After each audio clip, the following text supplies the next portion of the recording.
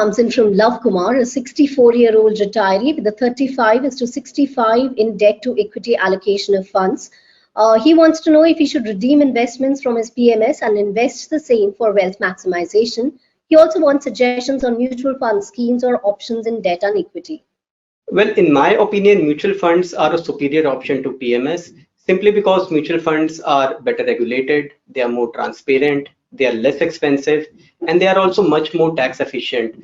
So from all these perspectives, there is a stronger case for mutual funds vis-a-vis the PMS.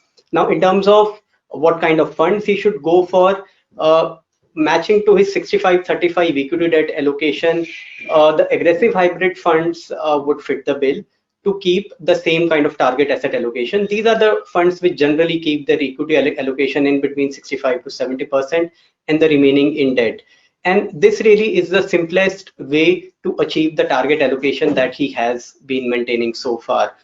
But if he wants to take more control and he wants to build out his allocation by himself, then he can also go for a couple of good short duration funds along with a couple of multi-cap equity funds and distribute the money to again achieve that 65-35 asset allocation. Now, the benefit of this approach would be that he'll be able to choose the best of both worlds, you know, the best of fixed income and the best of equity funds that are out there.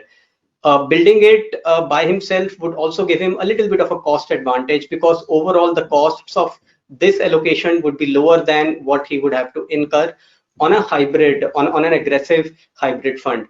But on the flip side, it will require a little more effort, a little more monitoring, regular rebalancing at least annually. So it would require a little more effort on his part.